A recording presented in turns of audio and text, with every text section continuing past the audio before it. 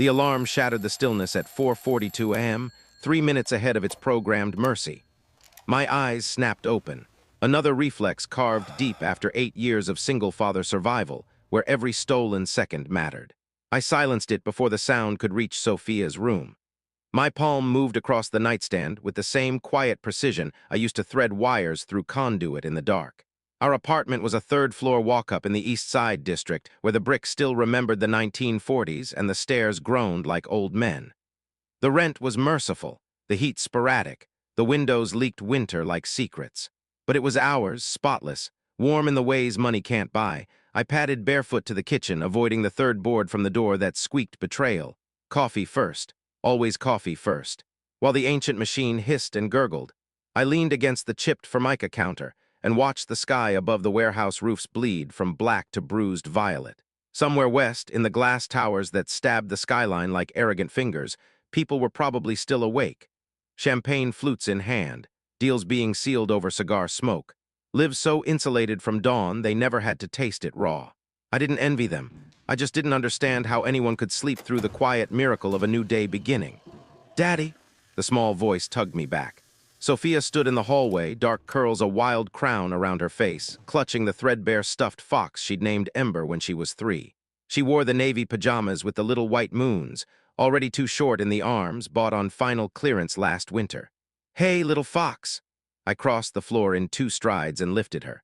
At 8, she was heavier every month, but she still folded perfectly against my chest, cheek tucked under my chin like the spot had been measured for her. "It's early. You should be dreaming." "I felt you wake up," she mumbled into my collarbone. "Are you leaving soon?" "Not for another hour." I carried her to the sagging couch that had become our morning throne. I settled her beside me and dragged the quilt, hand-stitched by Mrs. Alvarez downstairs, over her bare feet. "Plenty of time?" She curled into my side, Ember trapped between us. I felt the familiar fist tighten behind my ribs, the guilt that so much of her childhood was spent waiting for me to come home, or watching me leave before the sun remembered to rise. "Tell me about today," she said, our ritual on the early mornings. I let my voice drop into the storyteller cadence she loved. "Today I'm heading to the Meridian Club downtown. Their main chiller plant decided to quit at the worst possible moment. Some fancy charity auction tonight, 200 people who probably own private jets. They need cool air so their tuxedos don't wilt." Sophia wrinkled her nose. "Why do rich people need so many different glasses for one dinner?" "Excellent question." I smiled into her hair. "I think it's so they can feel important while drinking the same water everyone else does." She giggled, the sound like wind chimes in an empty cathedral. "That's silly." "It is," I agreed. "But silly or not, when 200 important people are about to arrive and the room feels like July in a steel box, they call someone like me." "That's you," she said with unshakable faith. "You're the best fixer." "That's me." I kissed the crown of her head. "I'll make their fancy ballroom comfortable, collect my check, and come straight home to the most important person in the city." "Me," she declared, pointing at her chest with Ember's paw. "You." We sat in the soft dark a while longer, her breathing slowing as sleep tried to reclaim her. These minutes were currency no one could steal, more valuable than any overtime rate, more permanent than any promotion I'd never been offered. At 5:25, I carried her back to bed, tucked Ember in beside her, left the little galaxy projector spinning stars across her ceiling. "Love you, little fox," I whispered. "Love you bigger," she murmured, already half gone.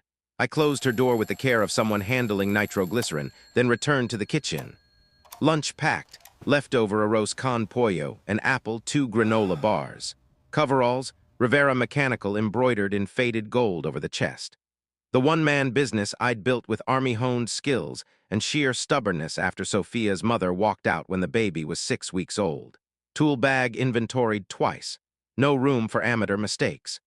By 5:50, I was locking the door, leaving a note for Mrs. Alvarez, who would arrive at 7:15 to get Sophia ready for school.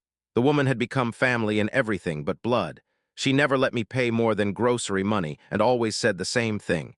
"You remind me of my youngest before the city took him." The bus ride downtown was 47 minutes of fluorescent light and sleeping strangers. I used the time to review the Meridian's chiller schematics on my cracked phone screen. The club manager had called yesterday in full panic. System cascading failure, black tie event in 12 hours. Usual contractors booked or too busy. Someone had dropped my name. "We need someone who won't make a mess and won't talk back." the manager had said. I'd quoted double my normal emergency rate. He'd agreed in 3 seconds. That told me everything. The Meridian Club rose like a glass monument to old money, all polished marble and discreet brass.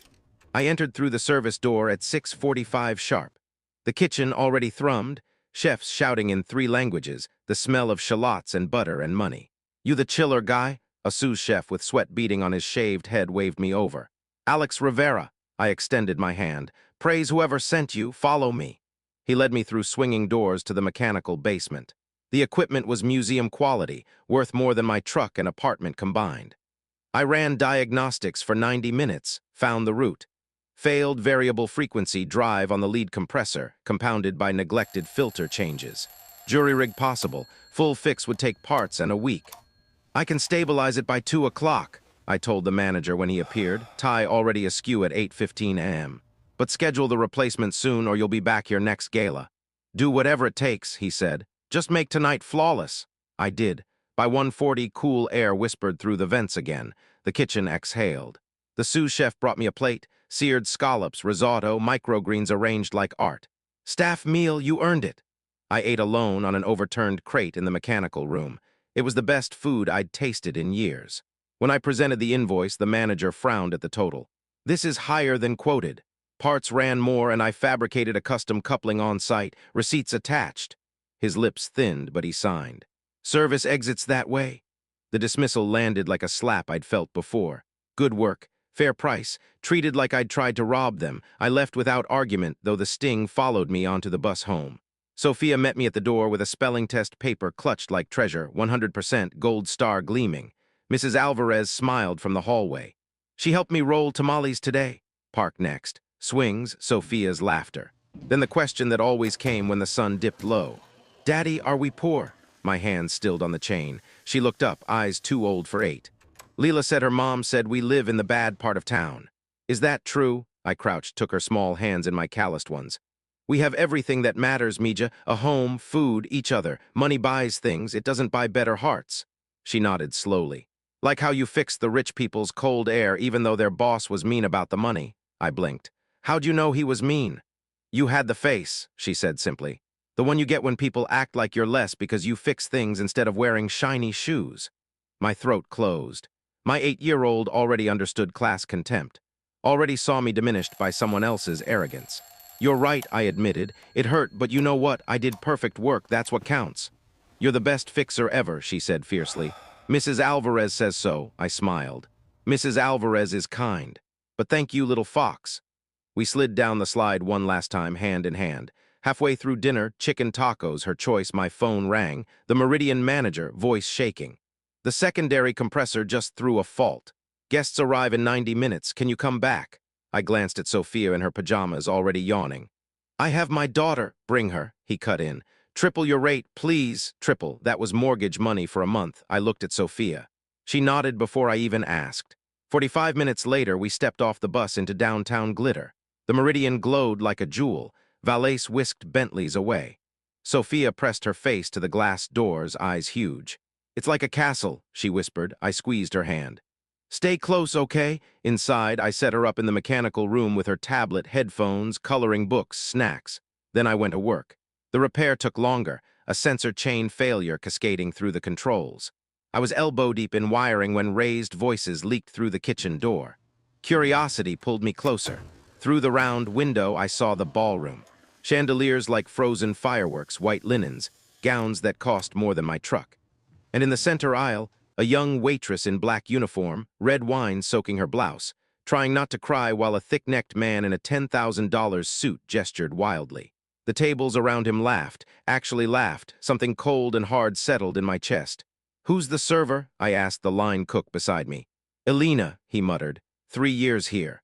Doesn't deserve this." I watched Elena hurry toward the service corridor, head down, while the laughter chased her. I should have gone back to the chiller. I should have collected Sophia and my check and left.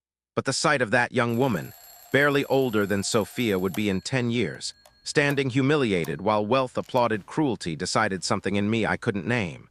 I pushed through the door into the ballroom. The air changed instantly.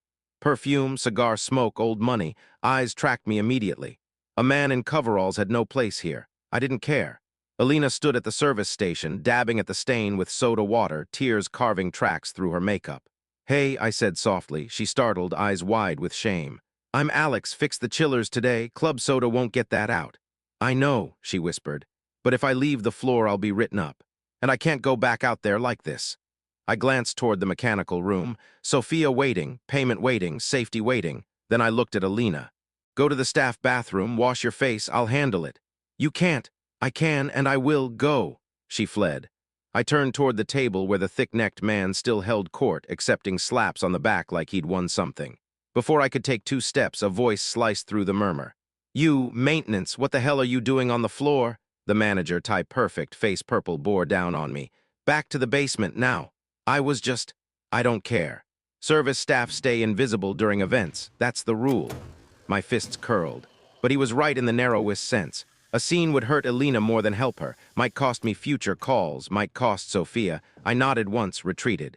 Back in the mechanical room, Sophia looked up from her coloring page. "Daddy, you look sad." I forced a smile.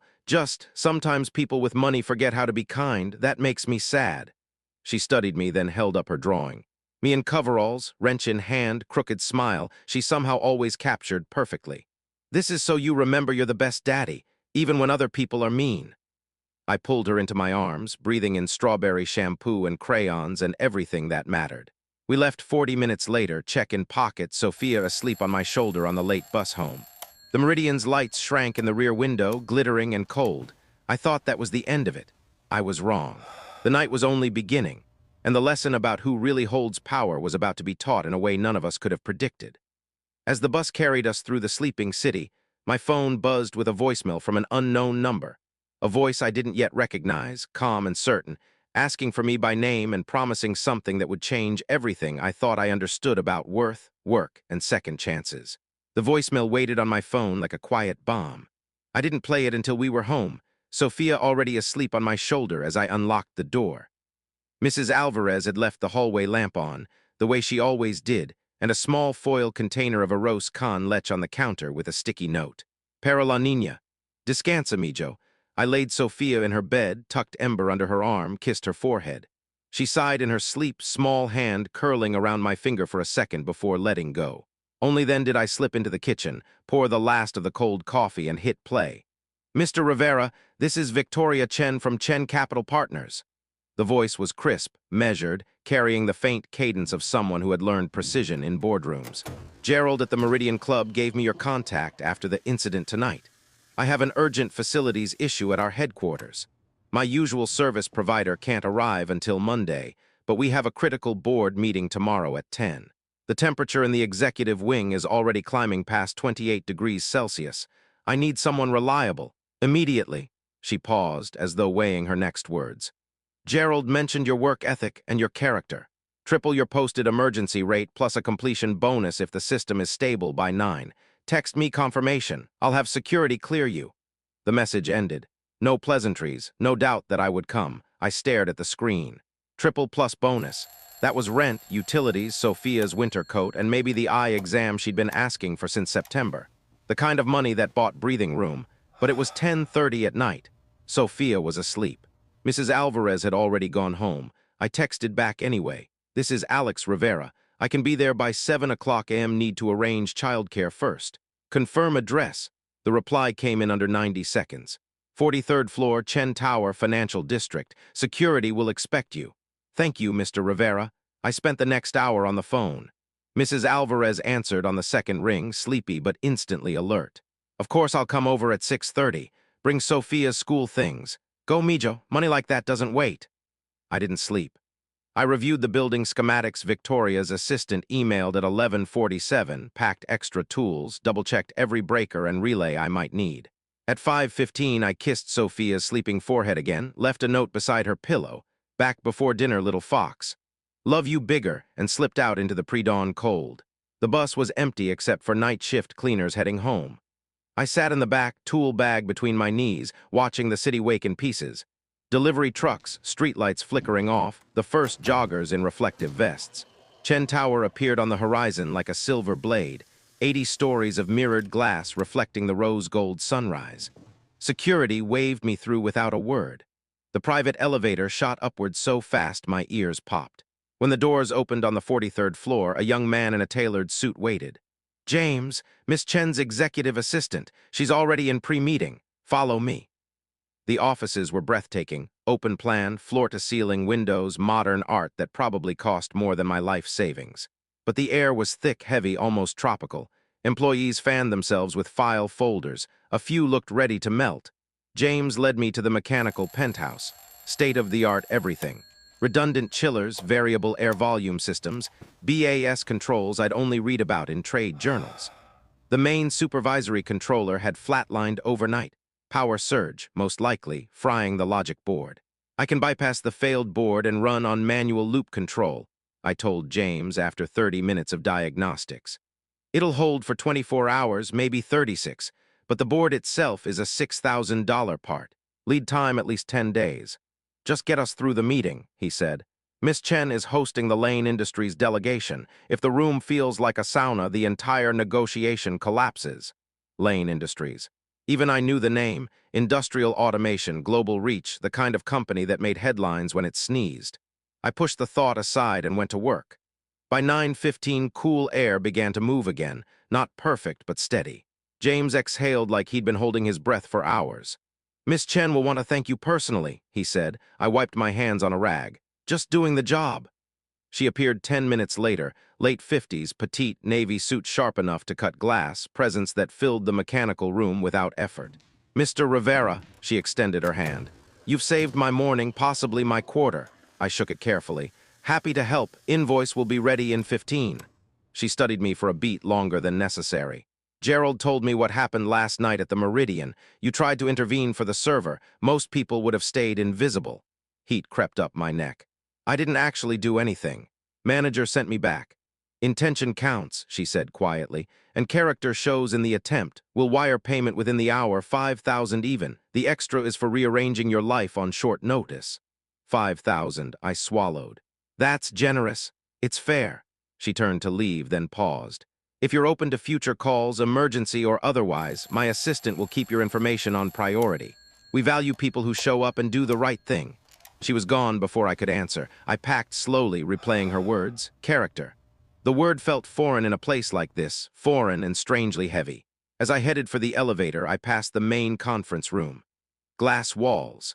15 executives around a long table. And at the head, facing away from me, a woman in charcoal gray, dark hair in a low knot, posture like someone carrying an invisible crown. Something about the set of her shoulders tugged at memory, though I couldn't place it. James appeared beside me. "That's Sophia Lane. The delegation arrived early. Miss Chen is closing the deal of the decade." I nodded, suddenly aware of how out of place I looked. Coveralls, tool dust, sweat stains. I turned away. Back on the street, my phone buzzed again. Unknown number, voicemail. I played it in the shade of the tower. "Mr. Rivera, this is Sophia Lane. Victoria Chen spoke very highly of your work and your integrity after this morning's crisis. I have an unusual request. Tomorrow evening, I'm hosting a private dinner at the Meridian Club. 15 key investors.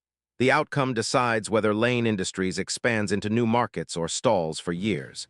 I need someone on site I can trust to keep every system flawless. Someone who notices details others miss. Someone who sees people. Victoria believes that's you. Call me back, please." I stood frozen on the sidewalk, heart hammering. Sophia Lane, the woman from the conference room, asking for me, by name. I looked up at the tower, glass reflecting the sky, reflecting me. A man in coveralls holding a phone like it might burn him. Sophia would be at school for another 4 hours. I had time to think. But deep down, I already knew I was going to say yes. Because something bigger than money was calling, and I could feel the shape of it, even if I couldn't yet see its face. As I walked toward the bus stop, my phone rang again, the same unknown number, and when I answered, Sophia Lane's voice came through calm and direct.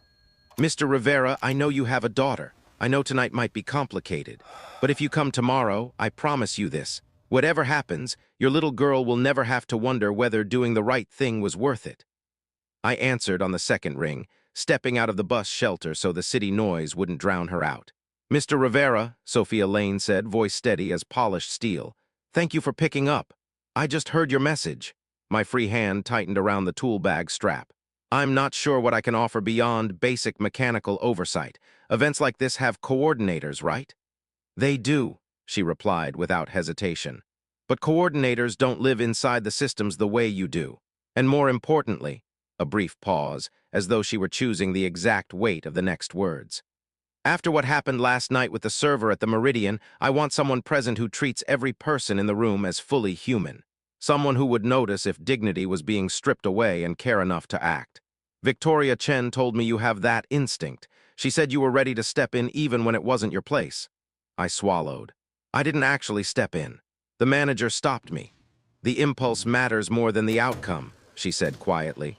Most people in that ballroom wouldn't have looked twice. You did. That tells me everything I need to know about who you are under pressure. I glanced up at the towers surrounding me, glass reflecting endless versions of a man in coveralls who suddenly felt very small. What exactly would you need tomorrow? I asked. Be on site from 5 until the dinner concludes, likely around 11. Monitor HVAC, power, lighting, plumbing, anything that could fail and disrupt the evening. Handle issues before they become problems. And keep your eyes open for the people behind the service. I'm asking 15 individuals to commit $500 million to Lane Industries next 5 years. If anything makes them question our attention to detail or our values, the deal dies. I need flawless execution, and I need someone I can trust to protect the evening's integrity in every sense. I closed my eyes for a second. $500 million. The number felt like another planet. And the compensation? I asked, hating how transactional it sounded. 7,000 for the 6 hours, she said, plus expenses. If the evening goes smoothly, there's a $10,000 completion bonus wired the next morning. $14,000. In one night. Enough to pay off the last hospital bill from Sophia's asthma scare 2 winters ago. Enough for new glasses, new boots, a real winter coat instead of layering 3 thrift store sweaters. Enough to stop checking the account balance before every grocery trip.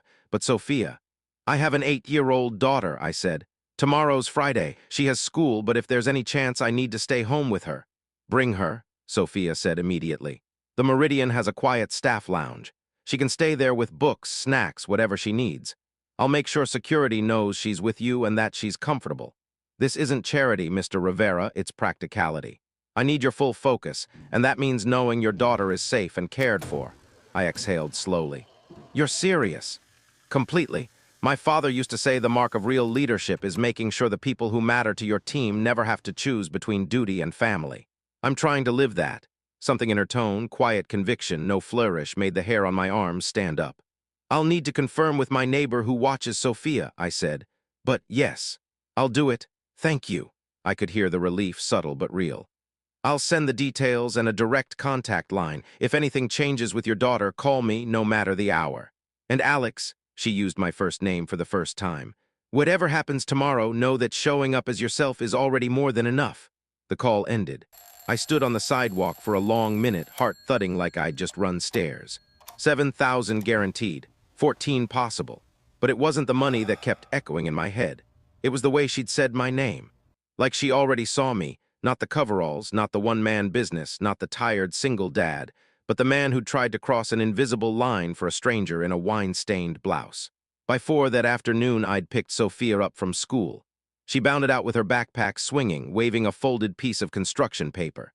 Daddy, I drew Ember fighting a dragon. I opened it. Fox with a tiny sword, dragon wearing a surprised expression. Perfect crooked smile on the fox. Masterpiece, I told her, lifting her onto my shoulders for the walk to the bus stop. We need to talk about tomorrow night. She twisted to look down at me. Are you fixing something fancy again? Sort of. A really important dinner at the same place as last night. They want me there the whole time. Mrs. Alvarez can watch you, or... I hesitated. You could come with me. Stay in a quiet room with books and snacks. I'd be close by the whole time. Her eyes went huge. Like an adventure, I agreed, but you'd have to promise to stay put unless I come get you. I promise. She squeezed my head with both arms. Will there be chandeliers? Lots. And fancy people? Very fancy, she thought for a second. Will they be mean again? I felt the question land in my chest like a stone. Some might, I said honestly. But I'll be there to make sure everything stays fair. And if anyone needs help, I'll help. That's the deal. She nodded against my hair. Okay, I'll bring my sketchbook in case I need to draw evidence. I laughed despite the weight in my throat. That night we packed her adventure bag. Tablet, charger, coloring supplies, ember, 2 granola bars, a water bottle, and the Dragon Fox drawing for good luck. At 4:50 a.m. the next morning, my alarm went off. Sophia was already awake, sitting on the couch in her favorite moon pajamas, Ember in her lap. "I couldn't sleep," she confessed. "I'm excited." I made oatmeal with cinnamon, her favorite, and we ate together in the quiet kitchen while the sky turned pink outside. When Mrs. Alvarez arrived at 6 to walk her to school, half-day Friday, Sophia hugged me extra tight. "Be the best fixer, Daddy, and if anyone's mean, remember what you told me." "What's that, little fox?" "That kind hearts are stronger than shiny shoes." I kissed her forehead, breathing her in. "I'll remember." By 4:45 p.m. I walked through the Meridian service entrance again, Sophia's hand in mine. A security guard met us, smiled at her drawing, and led us to a small staff lounge tucked behind the kitchens.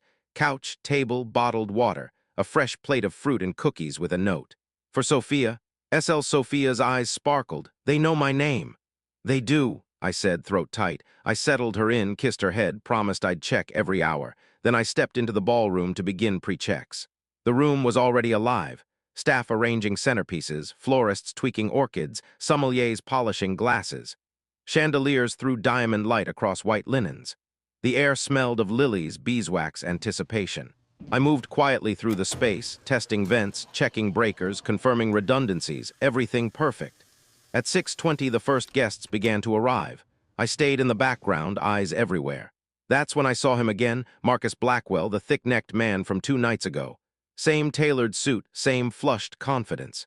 He entered laughing loudly at something his companion said, already gesturing for a server. My stomach tightened. Sophia arrived at 6:45, charcoal dress, hair swept up, presence like gravity. She scanned the room, found me near the service corridor, gave a small nod of acknowledgement. Then she crossed directly to me. "Everything stable?" she asked quietly. "So far," I said. "I've got eyes on all critical points." "Good." She hesitated, then added softer, "Thank you for bringing your daughter. I hope she's comfortable. She thinks this is a castle adventure." A real smile touched Sophia's mouth, brief, unguarded. "Then let's make sure the castle stays enchanted." She moved back into the crowd. I returned to my rounds. At 7:10, the incident happened. A young server, different from Alina, barely 20, tripped carrying a tray of champagne flutes. One glass tipped, splashing across Blackwell's cuff and lapel. He exploded. The entire table froze as he roared, face purple, finger jabbing at the girl's chest. "You clumsy little! Do you have any idea how much this suit costs?" The server stammered apologies, already bending to clean the spill with her cloth. Blackwell snatched the cloth from her hand and threw it to the floor. "Get out of my sight before I have you fired!" Laughter rippled from nearby tables, nervous at first, then louder. The server's face crumpled. I felt the same cold fury rise that I'd felt 2 nights earlier. Only this time, no manager was close enough to stop me. I stepped forward. Before I could reach them, Sophia's voice cut through the murmur like a blade, calm, unhurried, lethal in its precision. "Marcus, that's enough." Every head in the room turned, including Blackwell's, and in that single heartbeat I realized the evening was no longer about money or deals. It was about to become the moment everything I believed about power and decency would either shatter or finally stand upright. I froze mid-step as Sophia's voice sliced clean through the ballroom's sudden hush. "Marcus, that's enough." Every head within 20 feet turned. Blackwell's mouth stayed open mid-rant, the soaked cuff of his suit still dripping onto the pristine carpet. The server, Leela, her name tag Reed, stood rigid, eyes wide, cloth trembling in her hands. Sophia moved forward with the calm certainty of someone who had never needed to raise her voice to be heard. She stopped exactly between Blackwell and the girl, close enough that he had to tilt his head to meet her gaze. "Accidents happen," she continued, tone level, unhurried. "What doesn't happen, at my table in my event, is treating another human being like they're disposable because a few drops of champagne touched fabric." Blackwell blinked, color rising higher in his cheeks. "This is a $20,000 Brioni, Sophia. She is 21 years old, working to pay for night classes, and just made an honest mistake." Sophia didn't raise her volume. She didn't have to. The room had gone so quiet I could hear the soft hiss of the air vents overhead, the ones I'd tuned that afternoon. "You, on the other hand, just made a deliberate choice to humiliate her in front of 200 people. That choice costs more than your suit ever will." A ripple of murmurs spread outward. Some guests looked uncomfortable. Others looked fascinated. No one looked away. Blackwell puffed up. You're seriously taking the help side over a paying guest. Over me, I'm taking the side of basic decency, Sophia said. Something you seem to have misplaced tonight. If the champagne on your cuff is truly more valuable to you than the dignity of the person who serves you, then perhaps you should reconsider whether this table is the right one for you. The silence stretched taut. I stood 10 feet away, heart hammering so hard I thought the nearest guests could hear it. Part of me wanted to disappear back into the service corridor. The larger part, the part that had crossed the line 2 nights ago and felt the shame of being sent back, refused to move. Blackwell's eyes flicked to me, recognition flashing. You, the maintenance guy from the other night, still lurking where you don't belong. Before I could answer, Sophia spoke again. He belongs exactly where he is, watching to make sure no one else is treated the way you just treated Leela. She turned slightly toward me without breaking eye contact with Blackwell. Alex, would you please escort Leela to the staff room so she can change? Tell Rachel I authorized a full uniform replacement and the rest of the night off, paid. I nodded once, stepped forward. Leela looked at me like I was offering a lifeline in deep water. I gently took her elbow and guided her toward the service door. Behind us, Blackwell's voice rose again, louder, less controlled. This is ridiculous. I'm one of your largest potential investors, Sophia. You're throwing $500 million away over a spilled drink. Sophia's reply carried just far enough for me to hear as the door swung shut behind us. No, Marcus. I'm choosing what kind of company Lane Industries will be for the next 50 years. And it won't be one that tolerates cruelty for the sake of capital. The corridor swallowed us. Leela let out a shaky breath. Thank you, she whispered. Both of you.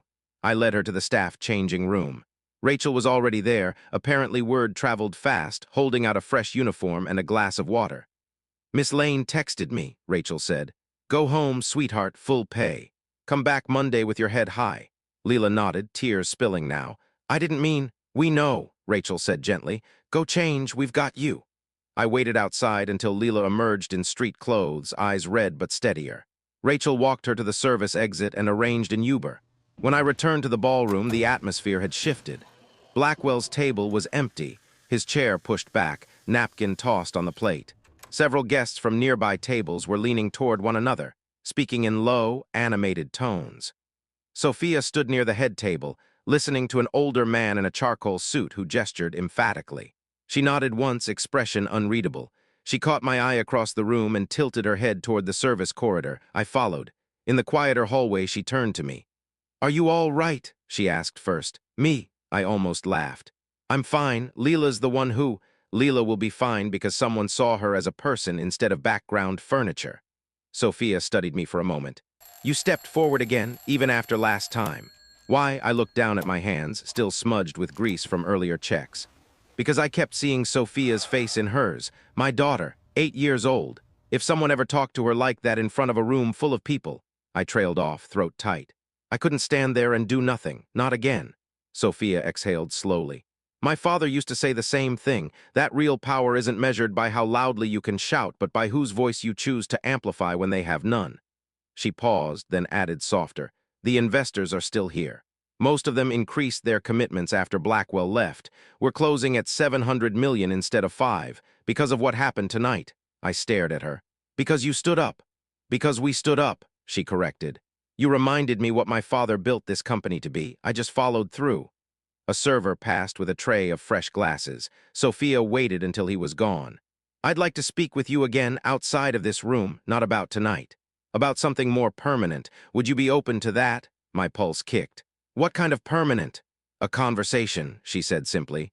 About what character looks like when it's given real responsibility.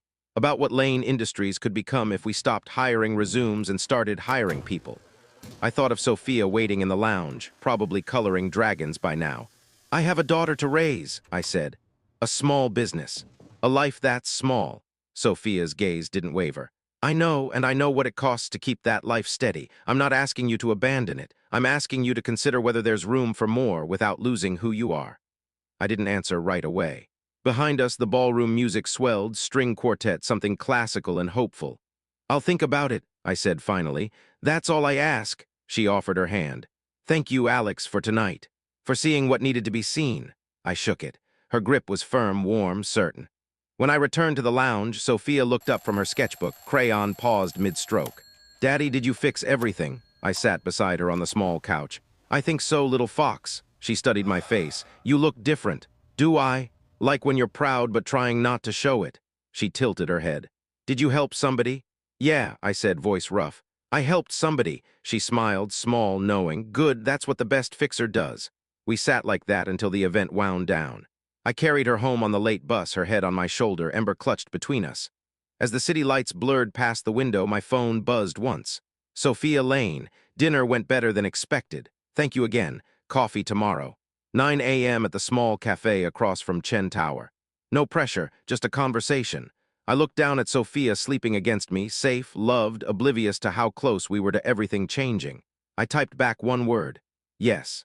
The next morning, as I sat across from Sophia Lane in a quiet corner booth with 2 untouched coffees between us, she slid a slim leather folder toward me and said 4 words that made the entire noisy world fall silent. My father knew you. The cafe across from Chen Tower smelled of fresh ground beans and warm croissants. Morning light slanted through tall windows, catching dust motes in slow golden spirals.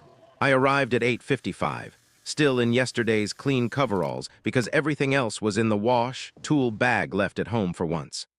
Sophia was at school. Mrs. Alvarez had walked her there with strict instructions to tell me every detail of art class later. Sophia was already in the corner booth, dressed simply in dark jeans and a cream sweater, hair loose for the first time I'd seen. No entourage. No assistant. Just her, a black coffee, and a slim leather folder on the table between 2 empty place settings. She stood when she saw me. Alex, thank you for coming. I slid into the seat opposite. I wasn't sure what to expect. Neither was I until about 3 this morning. She pushed the folder toward me. Open it. Inside lay a single sheet of aged paper, yellowed at the edges, handwriting precise and familiar in its formality. A journal entry dated 15 years earlier. October 12, 2010. Today, a young maintenance technician no older than 20 saved my life. I was alone in the convention center service corridor after the late keynote, chest pain, vision narrowing. He didn't hesitate. Dropped his tools, started CPR, kept rhythm until paramedics arrived. I offered money, a job, anything. He refused everything except a handshake and the chance to say he was glad I was okay. His name was Alex Rivera. I gave him my card and told him to call if he ever needed anything. He smiled and said doing the right thing didn't require payment. I hope I never forget that people like him still exist in the world we're building. My hands went cold. I read it twice, the words blurring at the edges. I was 19, I said quietly, working security and maintenance for the convention that weekend. Your father, Richard Lane, he collapsed right outside the loading dock. I just did what anyone would. Not anyone. Sophia's voice was soft but certain. Most people would have kept walking or waited for someone else to handle it. You didn't, you saved his life. He lived another 12 years because of those minutes. He never stopped looking for you, tried private investigators, old employee records, everything. The name was common enough that nothing stuck. Then he died suddenly. Heart attack again 5 years ago. I found this journal entry in his locked drawer weeks later. She tapped the paper gently. I've read it hundreds of times, wondered who you were, tried to find you so I could thank you properly. Life, running the company, kept pushing it aside, until 2 nights ago. Victoria told me about the server incident at the Meridian. Then last night when I saw you step forward again, something clicked. I pulled the journal out at 2 a.m. and the dates lined up. The convention, the age, the trade. It was you. I stared at the handwriting, elegant, deliberate, the ink still dark after 15 years. He remembered. He never forgot. Sophia leaned forward. My father built Lane Industries on one unshakable belief. Character matters more than credentials. He hired welders who'd never finished high school because they showed up early and stayed late. He promoted foremen who spoke uncomfortable truths in meetings. He believed the best leaders weren't always the ones with the longest resumes. They were the ones who did the right thing when no one was watching. She paused, eyes steady on mine. Over the last 5 years, I drifted from that. We started chasing Ivy League MBAs, polished pitches, people who looked good on paper. We got bigger. We also got colder. Last night reminded me what we'd lost. You reminded me. I closed the folder slowly. What are you asking me to do? I'm offering you a position, Director of Facilities and Operations, full executive oversight of all Lane properties worldwide, maintenance, energy systems, vendor relations, emergency response. Salary starts at $280,000. Equity package, Full benefits for you and Sophia, health, dental, vision, education stipend. You'd report directly to me. The numbers landed like stones in still water. I felt the ripples spread through my chest. I don't have a degree, I said. No corporate experience. I run a one-man shop out of my truck. Exactly. Sophia didn't blink. You understand systems from the inside out. You've lived the consequences of deferred maintenance, of cutting corners to hit budgets. You know what happens when equipment fails at 3 a.m. and families are depending on heat or cooling. And most importantly, you have the character my father valued above everything else. You see people, you act when others look away. That can't be taught in business school. I thought of Sophia, her winter boots still too small, the way she asked if we were poor, the dragon drawing she'd taped to the fridge like a medal. What happens if it doesn't work? I asked. If I'm in over my head, if the board decides I'm not executive material? Then we find the right role together, she said without hesitation. You don't get fired and thrown away. We adjust. I'm not gambling on you, Alex. I'm investing in you, because I believe you'll make Lane Industries better, not just more profitable, but more human. The cafe noise faded to a distant hum. Coffee cooled untouched between us. I need to talk to Sophia, I said finally. She's 8. She notices everything. If this changes our routine, our home, our mornings, she needs to understand why. Sophia nodded. Of course. Take the weekend, talk to her. If you say yes, we'll start slow, 2 weeks to wrap your current clients, onboarding, whatever you need. If you say no, the offer stays open. No pressure. No deadline. She slid a business card across the table, simple, embossed, her direct sell on the back. Thank you, I said, voice rough, for finding me, for remembering. My father found you first, she replied softly. I'm just finishing what he started. I stood. She stood with me. As I reached the door, she called my name once more. Alex, I turned. Whatever you decide, she said. Thank you for reminding me who we're supposed to be.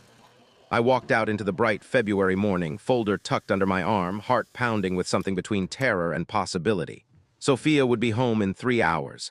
I had a conversation to prepare for, and a future to decide whether we could step into together.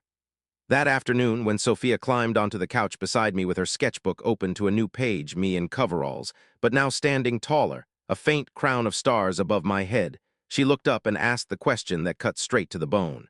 Daddy, if this new job makes you less tired and lets us buy the Science Museum tickets, does that mean we can finally stop pretending we're okay when we're actually scared? Sophia climbed onto the couch after school like she always did, backpack still on, sneakers dangling, sketchbook already open to the dragon page. She studied me for a long second before speaking. Daddy, if this new job makes you less tired and lets us buy the Science Museum tickets, does that mean we can finally stop pretending we're okay when we're actually scared? The question landed like a quiet thunderclap. I set the leather folder on the coffee table and pulled her into my lap. She smelled like school crayons and the faint strawberry of her shampoo. Yeah, little fox, I said, voice rougher than I intended. That's exactly what it means. She traced the edge of the folder with one small finger. Is the job big? Very big. Director of something called Facilities and Operations for a company that makes machines all over the world. I'd have an office, a team, regular hours most days, no more midnight calls unless it's really important. And benefits, good ones, doctor visits without worrying about the bill, glasses when you need them. Maybe even that trip to the planetarium you've been talking about since first grade. Her eyes went wide. The one with the star show where you lie on your back and the whole ceiling turns into space. That one. She was quiet for almost a full minute, long enough that I started to worry. Then she looked up, serious as a judge. Would you still have time to push me on the swings and read the Fox books and make tacos on Fridays? More time, I promised. No more falling asleep on the couch before story time. No more rushing out before you wake up. I'd be home for dinner. Every night unless something huge breaks somewhere far away, and even then I'd have people to help so I don't have to go every time. She nodded slowly, processing. Mrs. Alvarez says good things come to good people, but sometimes they take a long time to find the door. Maybe this is the door knocking. I smiled despite the lump in my throat. Maybe it is. Will we have to move? A small worry line appeared between her brows. I like our apartment. Mrs. Alvarez is next door, and the park is only 2 blocks. We don't have to move unless we want to, I said. The job pays enough that we could, someday, if we find a place with a bigger window for your drawings or a yard for Ember to pretend he's hunting dragons. But right now, we stay right here, same bed, same stars on your ceiling, same everything that feels like home. She relaxed against my chest. Okay, then I think you should take it. I exhaled the breath I hadn't realized I was holding. You sure? I'm sure. She tapped the folder. Because you always tell me being kind matters more than being rich. But maybe sometimes you can be kind and not have to worry so much about money. Miss Sophia seems kind. And she has really good books in her company. I bet she does. I laughed, the sound surprising me. You're probably right. We sat like that until the light outside turned golden. Then we made tacos, extra cheese for her, extra jalapenos for me, and ate on the couch while she told me every detail of art class, a new watercolor technique involving salt that made the paint bloom like flowers. After she was in bed, Ember tucked under her arm, galaxy projector spinning, I sat at the kitchen table with my phone. The journal page lay open beside me, Richard Lane's words staring back after 15 years. I texted Sophia. After talking with Sophia, I'd like to accept the position, if the offer still stands. The reply came in under a minute. It stands. I'm glad, Alex. We'll start the transition Monday, 2 weeks to wrap your clients, then onboarding. I'll have David send contracts and benefits details tonight. Welcome to Lane Industries. I stared at the screen for a long time. Then I opened the folder again, ran my thumb over the date on the journal entry. October 12, 2010. The night I thought was just another shift. The night that had quietly saved 2 lives, his then, mine now. Monday morning, I walked into Lane Industries headquarters in a new button-down Mrs. Alvarez had insisted on buying. You can't start executive life in coveralls, meet. David met me in the lobby, same efficient calm as before, welcome packet in hand. Your office is on the 4th floor, he said as the elevator rose. Corner unit, windows, door that closes. The team's already gathered for introductions. The office smelled of fresh paint and possibility. Real wood desk, ergonomic chair. A welcome basket with coffee, fruit, and a card signed by every member of the facilities group. I spent the morning in HR, signing papers, enrolling Sophia in the health plan that covered everything from checkups to braces someday. The rep smiled when I asked about vision. Effective immediately. Schedule her appointment today if you want. I did. The first team meeting happened after lunch. 12 facilities managers around a conference table, different ages, different backgrounds, all watching me with cautious curiosity.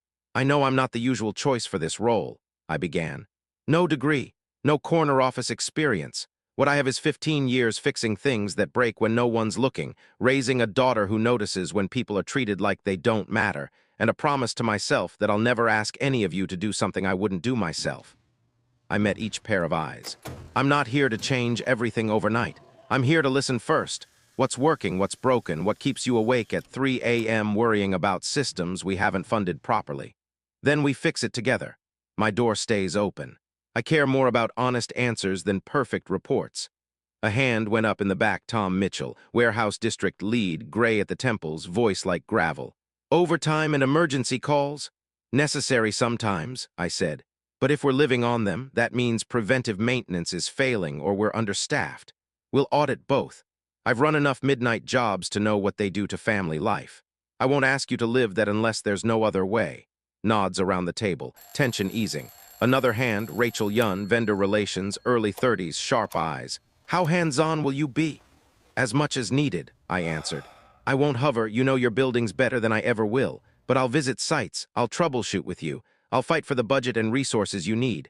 Think of me as backup, not boss. The meeting ran another hour, questions, concerns, cautious optimism. When it ended, Tom lingered. Been waiting for someone like you, he said bluntly. Last director lived in spreadsheets, never touched a wrench, cut maintenance to make numbers pretty. Half our plants are held together with hope and zip ties. Glad you're here. I felt the weight settle, not crushing, but real. Give me 2 weeks to assess, I told him. Then we prioritize. I can't promise miracles, but I promise I'll fight for what's right. That's more than we've had in years, he said, offering his hand. Welcome aboard, Director Rivera.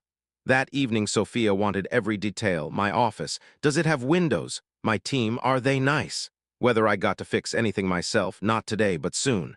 We ate dinner together. Homework together, story time without me glancing at the clock. When I tucked her in, she hugged me extra tight. You look less tired already, she whispered. I feel less tired, I admitted. Good, you deserve to be happy, Daddy. You're the best fixer in the whole world. I kissed her forehead. Love you bigger, little fox. Love you biggest. I closed her door softly and sat at the kitchen table with the new journal Sophia had slipped into my welcome packet, blank, leather-bound, waiting. I opened it to the first page, and for the first time in years I wrote without hurry. February 13, 2026. Today I started a job I never thought I'd be offered. Because 15 years ago I stopped to help a stranger. Because last week I refused to stay silent when someone was being hurt. Because an 8-year-old girl reminded me that kindness and security don't have to be enemies. Today I walked into an office that's mine. Tomorrow I'll start earning it. For Sophia. For the team waiting for someone to see them. For the man who remembered a kindness long after the moment passed. Thank you, Richard Lane. I hope you're proud. I closed the journal. Outside, the city lights glittered. Same city, different place in it. And for the first time in 8 years, I fell asleep without checking the account balance first. 3 weeks later, at the all-hands company meeting in the main auditorium, Sophia took the stage and began her announcement with words that made every employee sit straighter. We just closed the largest investment round in Lane Industries history, $700 million. But I'm not here to talk about the money. I'm here to talk about the man who made it possible by refusing to let cruelty pass unchallenged. 3 weeks after I started, the all-hands meeting was called in the main auditorium. Every employee in the building, plus remote feeds from facilities across 3 continents. The room smelled of fresh coffee and nervous anticipation. Sophia sat in the front row with Mrs. Alvarez, both of them dressed in their best. Sophia in the purple dress she'd outgrown, but refused to retire because it still feels lucky. I sat with my team near the middle, Tom Mitchell on my left, Rachel Yun on my right. They'd already started calling me Director Alex, with a mix of teasing and genuine respect. Sophia took the stage at exactly 10 o'clock. She wore midnight blue, simple lines, no jewelry except the thin silver chain her father had given her years ago. The lights dimmed slightly. The room went still. Thank you all for being here, she began. I have news, some numbers, and one story that matters more than any spreadsheet. She clicked the first slide, a single figure in bold white on black. $700 million. A ripple of gasps, then applause, tentative at first, then building. Sophia raised a hand. That's the size of the investment round we closed last week, the largest in Lane Industries history. It funds our full expansion into Asian markets, doubles our R&D budget, secures jobs for the next decade. But I'm not here to talk about the money. She clicked again. A photo appeared. The Meridian ballroom from the night of the dinner, chandeliers blazing, tables full, the moment frozen just before everything changed. I'm here to talk about how we earned it. The room quieted again. 3 weeks ago, I hosted 15 potential investors at the Meridian Club. One of them, someone with significant capital on the table, publicly humiliated a server over a spilled glass of champagne. He raised his voice. He threw her cleaning cloth to the floor. He made it entertainment, and most of the room laughed. Sophia's gaze swept the auditorium until it found me. She held it. Someone in that room refused to laugh.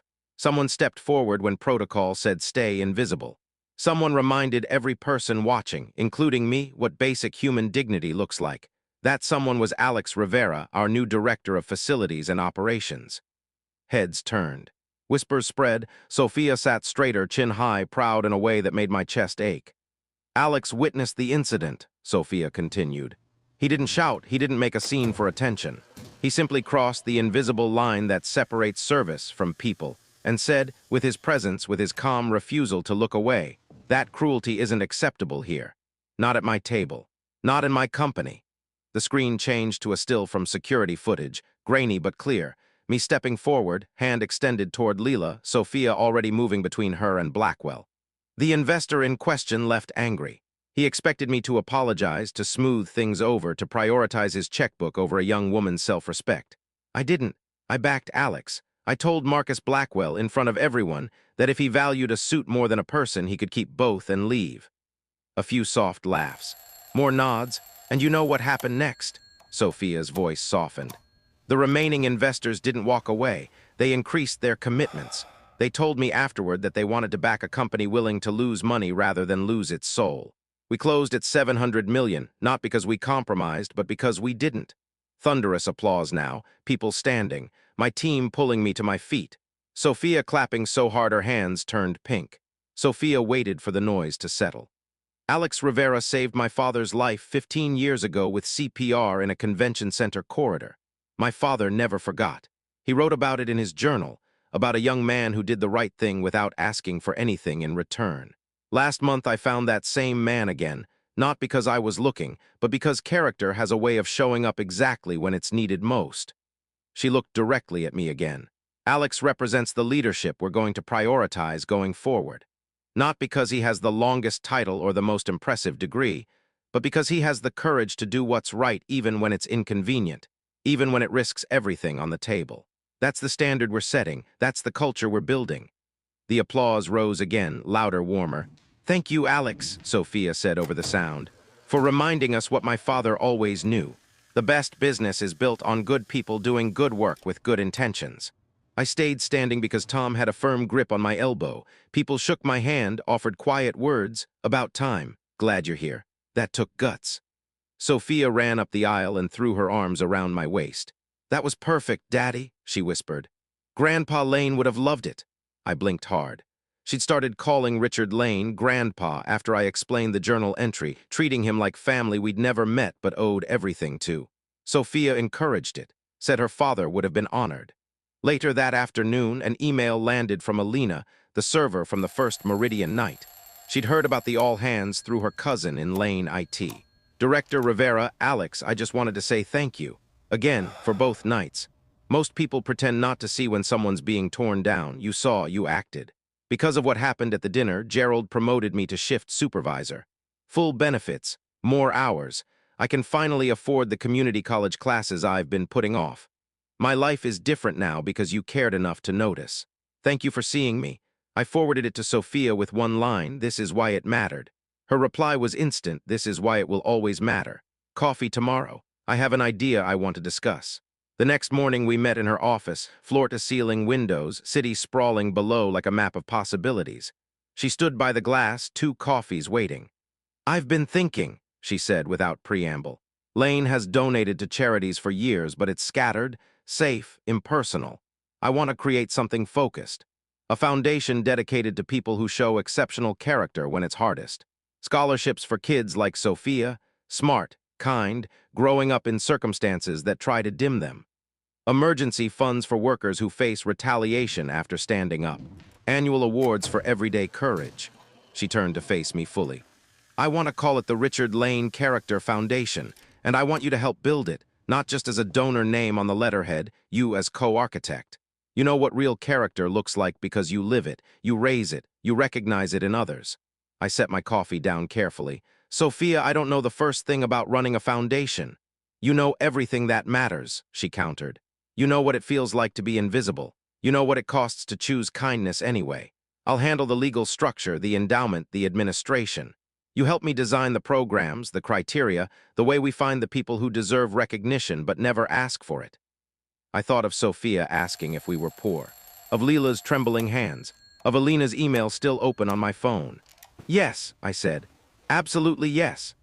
We spent the next hour sketching ideas, scholarships for single-parent households, micro-grants for service workers facing unfair discipline, recognition events that celebrated quiet integrity instead of loud success. Sophia took notes with the same focus she brought to board meetings. "My father would love this," she said at one point, voice thick. "He always said business should lift the community, not just extract from it. This keeps his legacy alive, not in marble plaques, but in changed lives." "It'll be your legacy too," I told her. "You're choosing to use your power this way." "We're building it together," she corrected. "Your eyes will make it real." When I left her office, the journal she'd given me felt heavier in my pocket, like it already knew there would be more pages worth filling. That night, Sophia helped me brainstorm the first scholarship criteria over mac and cheese dinner. "Make sure they pick kids who help other people," she said seriously, "even when it's hard. Like how you helped the server ladies." I kissed the top of her head. "That's exactly right, little fox," she grinned. "Then I can be on the committee when I'm big. I'll know who has the best heart." I believed her because she already did.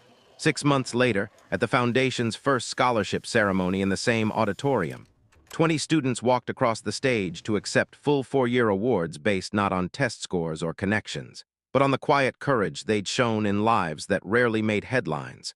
And when Sophia slipped her small hand into mine during the standing ovation, she whispered the words that made every risk I'd ever taken feel worth it. "Daddy, look, they're all like us, and now they get to fly." 6 months after the foundation launched, the auditorium looked different. Banners in soft gold and navy, 20 folding chairs lined across the stage instead of a podium. A single long table holding envelopes and small crystal awards shaped like open hands. No corporate logos screaming from the walls, just quiet dignity. Sophia, now 9, taller, curls tamed into 2 neat braids, sat beside me in the front row, wearing the same purple dress she'd worn to the all-hands meeting. She'd grown out of it twice, but every time I suggested replacing it, she shook her head. "It's still lucky, Daddy, and today needs luck." The 20 scholarship recipients ranged from 17 to 23. Some in borrowed suits, some in carefully pressed dresses from thrift stores, a few still wearing name tags from morning shift jobs.